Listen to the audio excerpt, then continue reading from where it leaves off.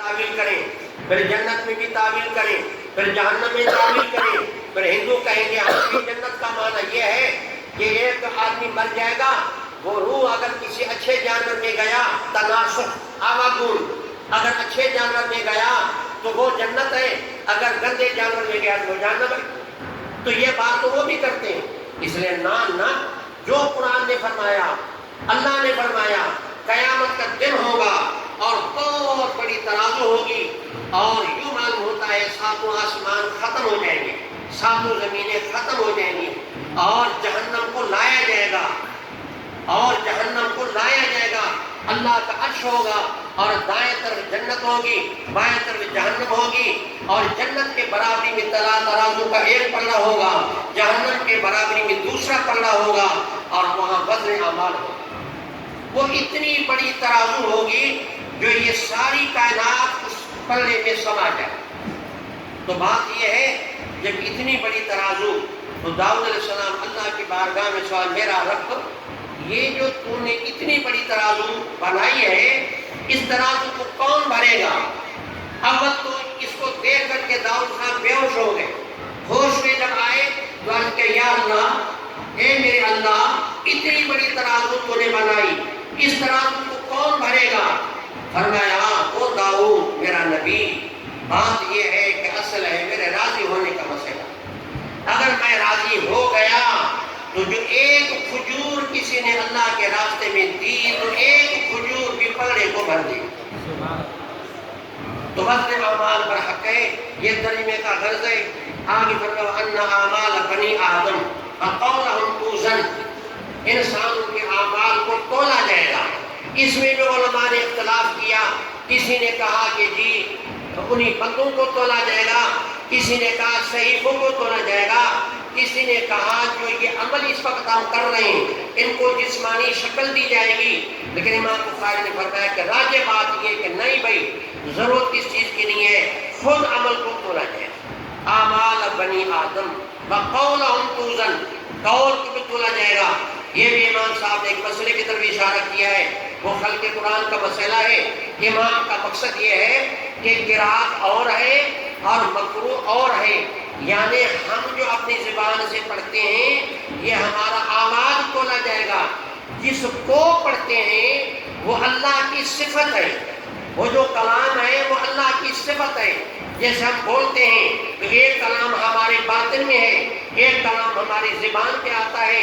ان الکلام لفی الفؤاد وانما جعل اللسان والفؤاد دلیلا، اصل کلام انسان کے باطن میں ہوتا ہے، دل دماغ میں ہوتا ہے، پھر زبان ترجمانی کرتی ہے۔ تو اس طرح یہ قرآن کریم خدا کے باطن میں ہے، ہم اللہ کے باطن کو ہم اپنی زبان سے پڑھتے ہیں، تو جس کو ہم پڑھتے ہیں اس کو تولا جائے گا، باقی جو کلام اللہ کی صفت ہے اس کو کون تول سکتا ہے؟ اس کو تو کوئی نہیں تول سکتا۔ اس لیے امام نے کہا قولہم توزن، یعنی جو ہم پڑھتے ہیں اس کو تولا جائے گا۔ قرات اور ہے، مقروء اور ہے، تلاوت اور ہے، مقروء اور ہے۔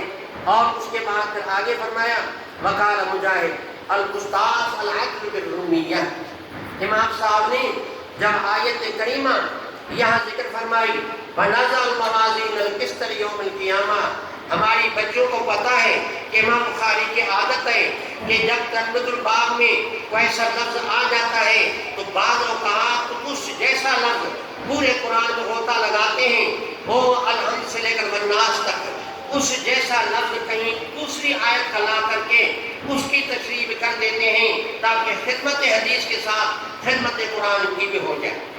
اس لیے امام صاحب کو سوچا کہ ایک جگہ لفظ ہے وَزِنُوا بِالْقِسْطَاسِ الْمُسْتَقِيمِ، اللہ فرماتے ہیں تم دکانداری کاروبار کرو تو سیدھی تمہاری ترازو سیدھی، اور تطفیف نہ کرو، کمی بیشی نہ کرو، دغا بازی مسلمان سے نہ کرو۔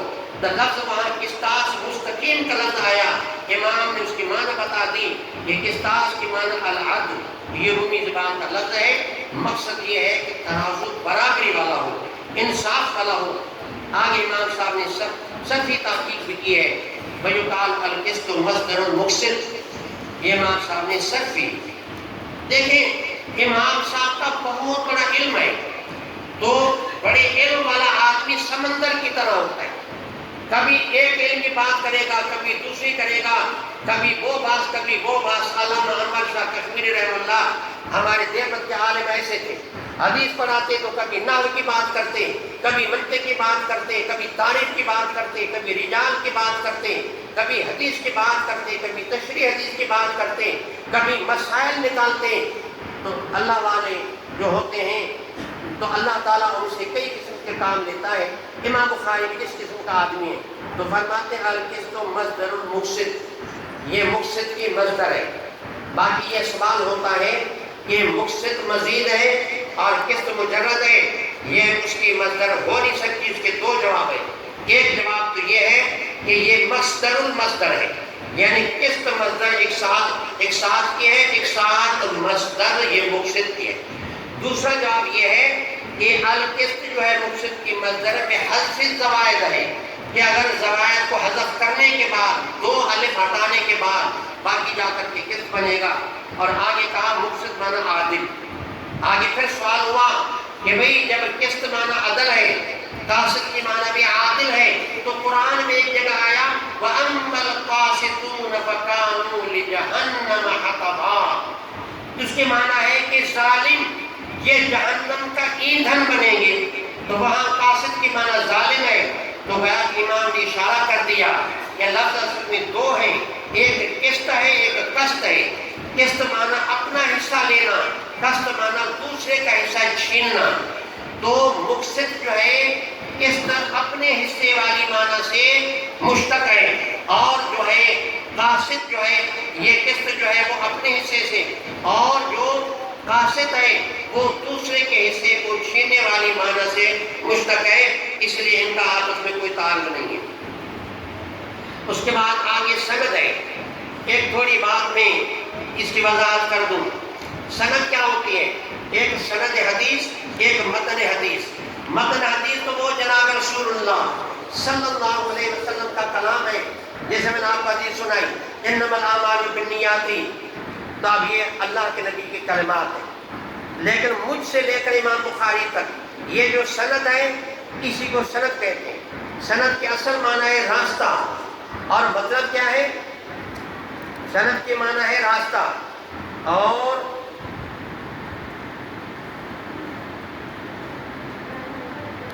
سند کے معنی راستہ مطلب یہ ہے کہ یہ جو حدیث پاک ہے جناب رسول اللہ صلی اللہ علیہ وسلم سے لے کر یہ اساتذہ کرام کی ایک لائن ہے، ہم تک یہ بات آ کر کے پہنچی ہے۔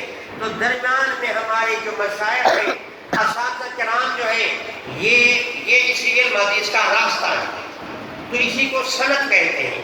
مثلا میں نے حدیث پڑھی حضرت ثانی عبد الکریم قریشی بیوی رحم اللہ سے، انہوں نے پڑھی سید غلام مصطفیٰ قاسمی سے، انہوں نے پڑھی سید حسین احمد مدنی سے، انہوں نے پڑھی حضرت شیخ الہند سے، انہوں نے پڑھی حضرت سائیں جو ہے محمد قاسم نانوتوی رحم اللہ رشید گنگوئی سے، اور انہوں نے پڑھی جو ہے وہ عبد الغنی مجددی سے، انہوں نے پڑھی شاہ اسحاق سے، انہوں نے پڑھی شاہ عبدالعزیز سے، انہوں نے پڑھی شاہ ولی اللہ سے، انہوں نے پڑھی ابو طاہر پردی سے، انہوں نے پڑھی ابراہیم پردی سے، انہوں نے پڑھی احمد کشاشی سے، اس نے پڑھی احمد شناوی سے، اس نے پڑھی زین الدین زکریا، اس نے پڑھی شمس الدین رملی سے، اس نے پڑھی زین الدین زکریا انصاری سے، اور اس نے پڑھی ابن حجر عسقلانی سے، ان سے پڑھی انہوں نے پڑھی ابراہیم تنوخی سے، اور انہوں نے پڑھی ابو العباس سے، اور انہوں نے پڑھی جو ہے وہ یعنی حسین بن مبارک زبیدی سے، انہوں نے پڑھی ابو بکر صدیقی سے، اور انہوں نے پڑھی ابو الحسن داودی سے، انہوں نے پڑھی ابو محمد سرخسی سے، انہوں نے پڑھی محمد بن یوسف فریدی سے، انہوں نے پڑھی امام بخاری سے۔ امام بخاری نے 3 واسطوں سے رسول اللہ سے پڑھا۔ تو مجھ سے لے کر جناب رسول اللہ صلی اللہ علیہ وسلم تک جتنا یہ جو میں اپنے استادوں کا نام لے کے گیا ہوں یہ سند ہے۔ اس میں میرے اور حضرت شاہ ولی اللہ کے درمیان میں کل 4 واسطے ہیں۔ شاہ ولی اللہ کہتے ہیں کہ میرے امام بخاری کے درمیان میں 9 واسطے ہیں۔ انہوں نے ابو طاہر پردی سے پڑھی، اس نے ابراہیم قرظی سے پڑھی، اس نے عبداللہ بن ملا سعد اللہ سے پڑھی، اور اس نے قطب الدین نہروانی سے پڑھی، اور اس نے نور الدین ابو الفتوح سے پڑھی، اور اس نے جو ہے بابا یوسف حربی سے پڑھی، اور اس نے محمد بن شہاد بد سے پڑھی، اور اس نے جو ہے ابو لقمان سے پڑھی، اس نے محمد بن یوسف حریفی سے پڑھی، اس نے امام بخاری سے پڑھی، اور امام بخاری اور اللہ کے نبی کے درمیان میں 3 واسطے ہیں۔ اس طریقے یہ میری سند عالی ایسی ہے کہ میرے اور جناب رسول اللہ صلی اللہ علیہ وسلم کے درمیان میں 18 واسطے ہیں، اور ایک 17 واسطوں کی بھی سند ہے۔ تو یہ اللہ کا فضل ہے، یہ ایک بہت بڑا سند عالی ہے، اور اللہ کے نبی کا قرب ہے، یہ اللہ کا فضل ہے۔ اس لیے میں اپنی تمام اسانید کے ساتھ ان بچوں کو حدیث پڑھانے کی اجازت دے دی۔ بہرحال یہ احمد بن اشکاب ہے، انہیں روایت محمد بن فضیل سے، عمارہ بن قعقاع سے، ابو زرع سے۔ تو ابو زرع نے پڑھی ابو ہریرہ سے رضی اللہ تعالیٰ عنہ، اور وہ انہیں روایت اللہ کے نبی سے بیان کی، فرمایا کلمتان حبیبتان الی الرحمن خفیفتان علی اللسان ثقیلتان فی المیزان سبحان اللہ وبحمدہ سبحان اللہ العظیم۔ یہ بچہ توجہ کریں، ترکیب کے لحاظ سے کلمتان یہ موصوف ہے، حبیبتان الی الرحمن پہلی صفت ہے، خفیفتان علی اللسان دوسری صفت ہے، ثقیلتان فی المیزان تیسری صفت ہے۔ یہ مل ملا کر خبر مقدم ہے، اور سبحان اللہ وبحمدہ سبحان اللہ العظیم مبتدا مؤخر ہے۔ اس میں سوال ہوتا ہے کہ خبر تو پیچھے ہوتی ہے، مبتدا پہلے ہوتا ہے، یا خبر آگے آ گئی اور جو ہے وہ مبتدا پیچھے آ گیا؟ تو مختصر معنی میں یہ لکھا ہوا ہے کہ کبھی کبھی سننے والے کو شوق دلوانے کے لیے خبر کو مقدم کیا جاتا ہے۔ تو جس طرح وہ شاعر کا شعر ہے کہ ثلاثۃ تشرق الدنیا ببہجتها شمس الضحیٰ وابو اسحاق والقمر۔ تو شاعر کہتا ہے کہ 3 بندے ہیں، 3 جو ہے وہ شخص ہیں، 3 چیزیں ہیں جن نے دنیا کو روشن کیا ہے۔ ایک سورج ہے، دوسرا چاند ہے، تیسرا ابو الضحیٰ اور وہ ابو اسحاق۔ ان 3 نے دنیا کو روشن کیا ہے۔ تو اسی شعر میں خبر مقدم ہے، مبتدا مؤخر ہے۔ لیکن علامہ ابن مان فرماتے ہیں کہ نہ، یہاں کلمتان جو ہے یہ مبتدا ہے، سبحان اللہ وبحمدہ سبحان اللہ العظیم خبر ہے، اس لیے کہ سبحان اللہ لازم الاضافت ہے، اور لازم الاضافت جو ہے یہ ظرف کے حکم میں ہے، اور ظرف میں اصل یہ ہے کہ وہ کیا بنتی ہے؟ خبر بنتی ہے۔ بہرحال یہاں کہا کہ 2 کلمے، یا کلمے سے مراد 2 کلام ہیں، جیسے کلمہ ہے لا الہ الا اللہ محمد رسول اللہ، اس کو ہم کلمہ کہتے ہیں، حالانکہ پورا کلام ہے۔ یہاں بھی 2 کلام ہیں، حبیبتان الی الرحمن، یہ پہلی صفت ہے، صفت پہ حال موصوفی کہ رحمان کو محبوب ہے۔ مطلب کیا ہے؟ یعنی ان کے پڑھنے والا اللہ کا محبوب بن جاتا ہے۔ رحمان کا ذکر کیوں آیا؟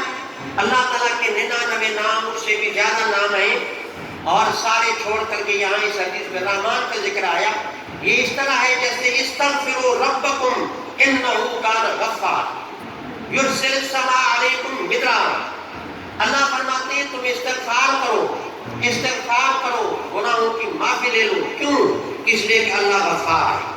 تو وہاں سارے نام چھوڑ کر کے اللہ نے غفار کا ذکر کیا۔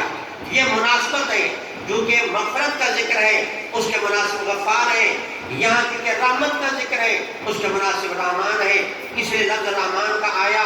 رحمت کا ذکر کیسے ہے کہ عمل قلیل ہے اجر کثیر ہے، عمل قلیل ہے اجر کثیر ہے، کلمے بالکل تھوڑے سے ہیں، سبحان اللہ و بحمدہ سبحان اللہ العظیم، 1 منٹ بھی نہ لگا، لیکن اتنا بڑا اجر ہے، اتنا بڑا اجر ہے، قیامت کا دن ہوگا اور وہ پلہ بھاری ہو جائے گا، ہماری خطائیں ہلکی ہو جائیں گی اور یہ کلمہ بھاری ہو جائے گا۔ تو اس سے معلوم ہوا یہ کیوں کہ اللہ ہمارا رحمان ہے، اللہ ہمارا رحمان ہے، اور نبی کریم صلی اللہ علیہ وسلم کی وجہ سے اس امت کی عزت ہے کہ تھوڑے عمل پر اللہ نے اس کو اجر کثیر دیا۔ صحیح بخاری میں روایت بچوں نے پڑھی ہے، فرمایا پہلی امتوں کا مثال امت محمدیہ کا مثال اس طرح ہے کہ یہود نے گویا کہ دنیا کا آدھا دن کام کیا، ان کو 1 درہم ملا، نصارہ نے جو ہے ظہر سے لے کر عصر تک کام کیا، یہ دنیا کی ظہر سے لے کر دنیا کے عصر تک انہوں نے کام کیا، ان کو بھی 1 درہم ملا، لیکن کام باقی رہ گیا۔ عصر سے لے کر مغرب تک وقت تھوڑا ہے، اس امت کی ڈیوٹی لگی، اس امت نے گویا عصر سے لے کر مغرب تک کام کیا، ان کو 2 درہم مل گئے۔ یہود نے کہا اے ہمارے اللہ، ہمارا عمل کثیر ہے اور اجر قلیل ہے۔ نصارہ نے کہا یا اللہ، ہمارا عمل کثیر ہے، اجر قلیل ہے۔ اللہ نے فرمایا کیا میں نے آپ کو کہا آپ کے حق تلفی کی، آپ کی مزدوری میں کمی کی، جو آپ سے مزدوری طے تھی آپ کو وہ ملی یا اسے کم ملی؟ انہوں نے کہا یا اللہ، جو مزدوری طے تھی وہی ملی، لیکن امت محمدیہ آئی، عصر دنیا کی عصر، پوری دنیا کے عصر سے لے کر مغرب تک کام کیا، اور ہم نے دنیا کا آدھا دن عمل کیا، ہمارا عمل زیادہ اجر، یہ ہمارا کم ہوا۔ اللہ نے فرمایا یہ میرا فضل ہے، کس پر میں فضل کروں؟ تو امت محمدیہ اللہ کے نبی کے جوتوں کی وجہ سے، صحابہ کے جوتوں کی وجہ سے امت کا شان بڑھ گیا۔ تھوڑا کام کرو، اجر کثیر مل رہا ہے۔ سبحان اللہ، سارے کو سبحان اللہ و بحمدہ، سبحان اللہ العظیم۔ کوئی نہ رہے، سارے پڑھو، اونچی آواز سے پڑھو، سبحان اللہ و بحمدہ، سبحان اللہ العظیم، سبحان اللہ و بحمدہ، سبحان اللہ العظیم۔ کلمتان حبیبتان الی الرحمن خفیفتان علی اللسان، یہ زبان پہ ہلکے، ہلکے کیوں ہیں؟ اس لیے کہ بچوں کو، علماء کو پتہ ہے اس میں تجوید کے لحاظ سے، قرات کے لحاظ سے شدیدہ حروف میں کوئی حرف نہیں، اور اس طریقے سے کوئی مستعلیہ بھی نہیں، کوئی مستثقلہ بھی نہیں، کوئی غیر منصرف بھی نہیں، اس میں کوئی جملہ فعلیہ بھی نہیں، جملہ اسمیہ ہے۔ تو لہذا جو عربوں کی زبان پر جو حروف بھاری ہوتے ہیں، یا شدیدہ بھاری ہوتا ہے، یا مستعلیہ بھاری ہوتا ہے، یا مستثقلہ بھاری ہوتا ہے، یا غیر منصرف بھاری ہوتا ہے، اور یا پھر جملہ فعلیہ بھاری ہوتا ہے، یا ان 5 میں سے کوئی بھی نہیں۔ اس لیے عربوں کو بہت آسان لگتا ہے، زبان پر آسانی سے جاری ہو جاتا ہے، اور الحمدللہ آپ نے ابھی پڑھا ہماری زبان پر بھی آسانی سے جاری ہو رہا ہے۔ آپ نے پڑھے سبحان اللہ و بحمدہ، سبحان اللہ العظیم، کتنا بڑا آسان ہے۔ خفیفتان علی اللسان ثقیلتان فی المیزان، یہ ترجمہ ثابت ہو گیا۔ وہ جو امام نے کہا کہ اعمال کا وزن ہوگا، یہاں اللہ کے نبی نے فرمایا ان 2 کلمے بھاری ہوں گے، اس سے معلوم ہوا کہ اعمال کو تولا جائے گا۔ لہذا یہ عقیدہ رکھنا لازم ہے کہ قیامت کا دن ہوگا، تمہارا ہمارا اعمال تولا جائے گا، شبہ نہیں کرنا چاہیے۔ کیوں؟ شرع قاعدہ ہمارے عقیدے کی کتاب ہے، ہر سال ہم پڑھاتے ہیں، اس میں لکھا دیکھیں جو عمل امکانی ہے، بتانے والا سچا ہے، ایمان فرض، بس ضابطہ ہو گیا، اصول بن گیا۔ جو عمل امکانی ہے، بتانے والا سچا ہے، الصادق المصدوق، سب پہ صلی اللہ علیہ وسلم، اس پر ایمان لازم ہے۔ ہمیں چوچرا کی کیا ضرورت ہے، ہمیں کیا حق بنتا ہے، ہم قرآن کے بارے میں اپنی مرضی چلائیں؟ اللہ نے فرمایا، اللہ کے نبی نے دنیا کو بتایا، وَنَضَعُ الْمَوَازِينَ الْقِسْطَ لِيَوْمِ الْقِيَامَةِ، قیامت کا دن ہوگا، اعمال کو تولا جائے گا۔ آگے یہ الفاظ ہیں سبحان اللہ و بحمدہ، سبحان اللہ العظیم۔ میں سوچتا تھا کہ ان کلموں کا وزن کیوں ہے، پھر میں کتابوں کو دیکھتا رہا، پھر ایک کتاب ہے ارشاد الساری، علامہ کستلانی کا ہے، اس میں مجھے جواب یہ سمجھ میں آیا کہ اللہ تبارک و تعالیٰ کو اپنی توحید، اللہ کو اپنی عظمت اور اللہ کو اپنی صفات محبوب ہے۔ اللہ نے دنیا میں انبیاء کو اپنی توحید کو بتانے کے لیے بھیجا۔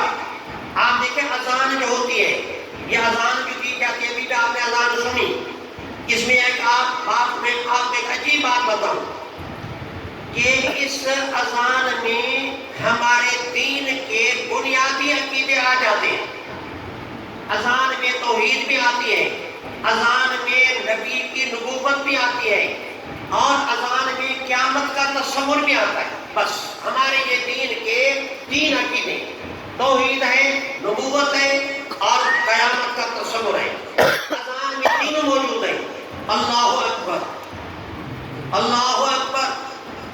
اللہ اکبر اللہ اکبر، ساری کائنات سے اللہ پڑھا، ساری کائنات سے اللہ پڑھا۔ اشہد ان لا الہ الا اللہ، اللہ کے بغیر کوئی معبود نہیں۔ اشہد ان محمد رسول اللہ، نبوت کا ذکر آ گیا۔ حی علی الصلاۃ، حی علی الفلاح، قیامت کا ذکر آ گیا۔ پھر اللہ اکبر، پھر اللہ اکبر، لا الہ الا اللہ۔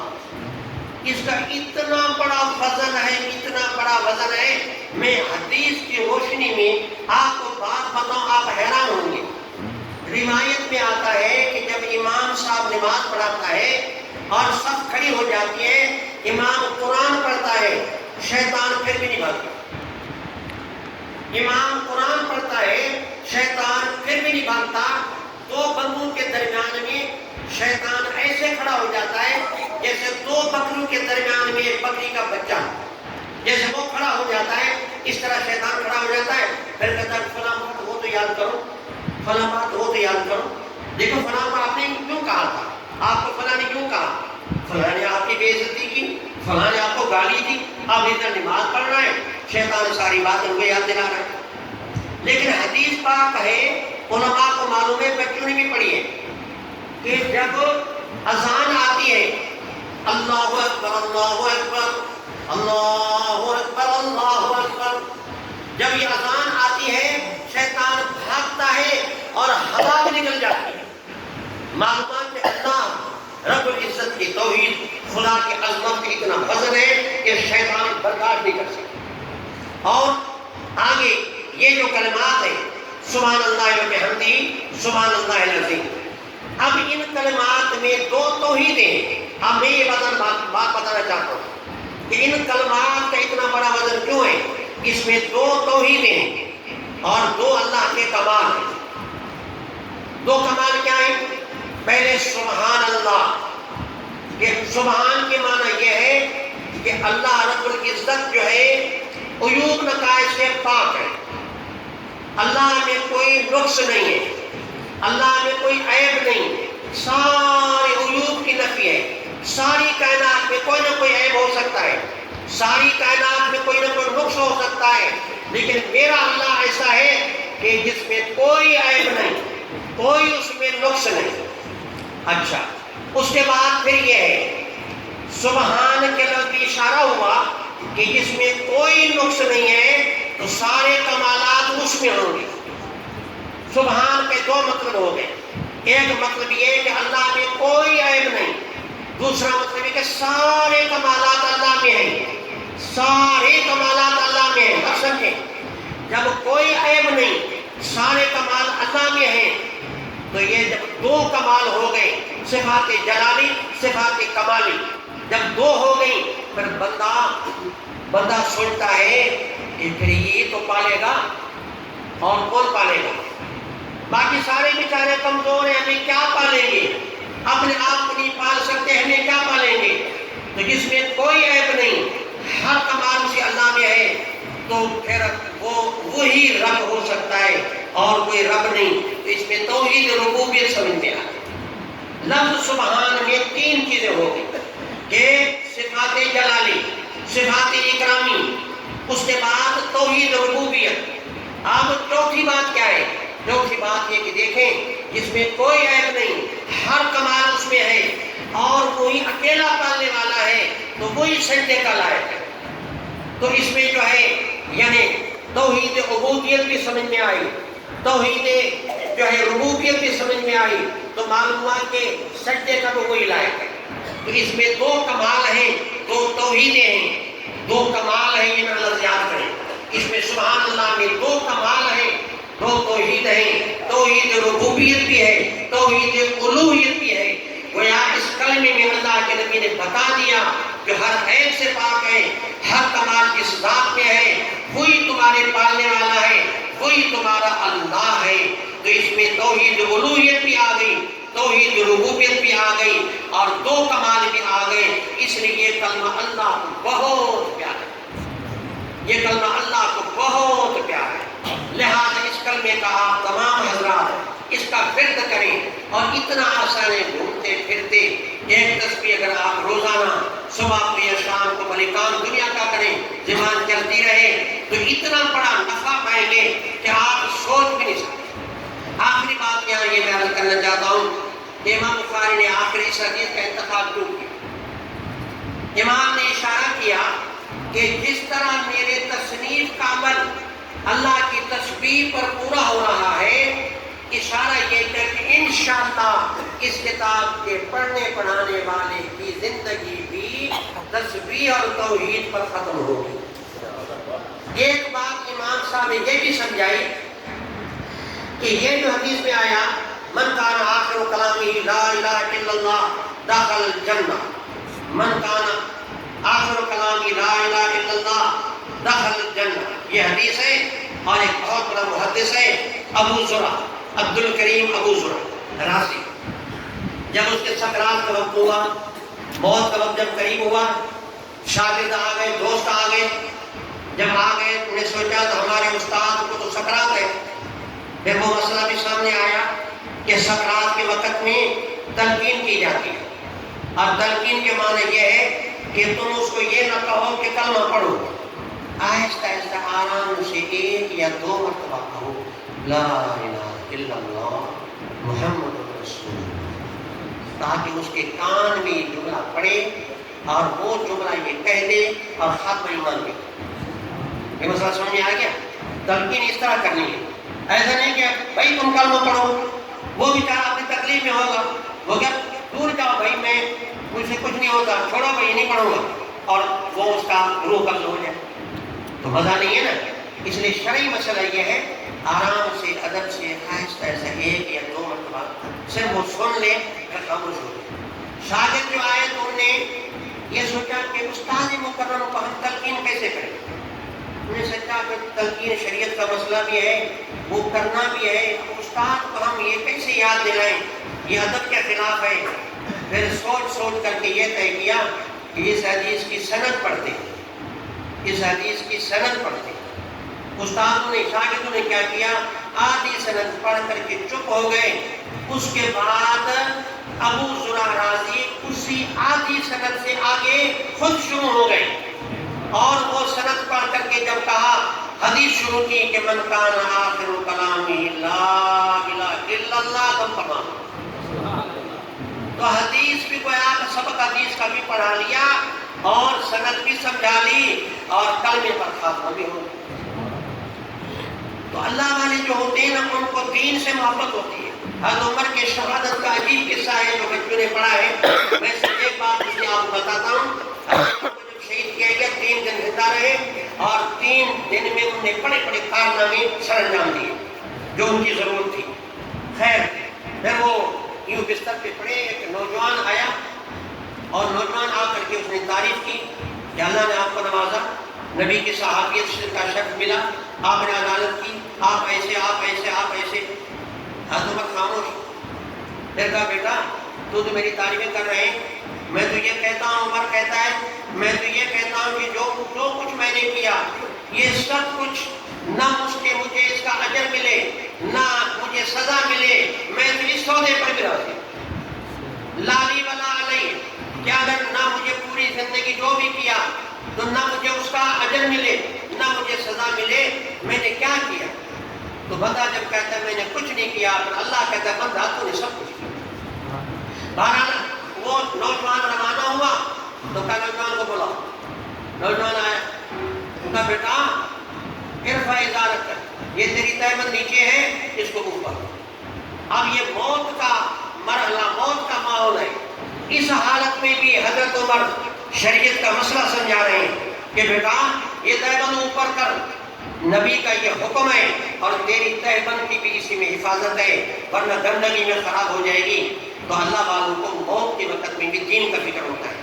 بہرحال میں آج یہ کر رہا تھا، امام نے اشارہ کیا کہ حدیث میں اگر کہ یہ آیا ہے کہ آخری کلمہ لا الہ الا اللہ ہوگا تو بس سیدھا جنت میں چلا جائے گا، لیکن اگر بعین یہ کلمہ نہ آئے، اس کلمے کا ہم معنی لفظ آ جائے جو اللہ کی عظمت میں دلالت کرے تو بھی انشاءاللہ اس کو جنت مل جائے گی، کیونکہ وہ ہے لا الہ الا اللہ، یہ ہے سبحان اللہ و بحمدہ سبحان اللہ العظیم۔ امام نے آخر میں یہ لا کر کے اشارہ کیا کہ اگر لا الہ الا اللہ نہ بھی ہو، سبحان اللہ زبان میں آ جائے اور پھر موت ہو جائے تو بھی یہ بندہ جنت میں جائے گا. کیونکہ نبی کریم صلی اللہ علیہ وسلم کے آخری الفاظ جو تھے، امی عائشہ فرماتی ہیں جناب رسول اللہ صلی اللہ علیہ وسلم کا سر مبارک میرے گود میں تھا اور میرے گلے اور میرے پہلو کے بیچ میں سر مبارک تھا، اور پھر آخری وہ جو وقت تھا پھر اس کو میں نے یہ دیکھا کہ آنکھیں اوپر یوں کھڑی ہو گئی، پر میں سمجھ گئی کہ اب اللہ کے نبی ہمارا ساتھی نہیں ہے. پھر یہ الفاظ میں نے زبان سے سنے، اللہم الرفیق الاعلیٰ، اے میرے اللہ مجھے رفاقت اعلیٰ چاہیے، اے میرے اللہ مجھے رفاقت اعلیٰ چاہیے. اولئک الذین انعم اللہ علیہم من النبیین والصدیقین والشہداء والصالحین وحسن اولئک رفیقا، مجھے رفاقت اعلیٰ چاہیے. بس یہ الفاظ تھے اور دم پڑھا.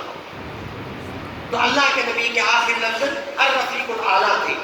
تو یہ شبہ نہیں کرنا چاہیے کہ اللہ کے نبی نے تو لا الہ تو نہیں کہا، الرفیق الاعلیٰ کہا، تو کوئی فرق نہیں ہے، کیونکہ رفاقت اعلیٰ یہ لا الہ الا اللہ کا ثمرہ ہے.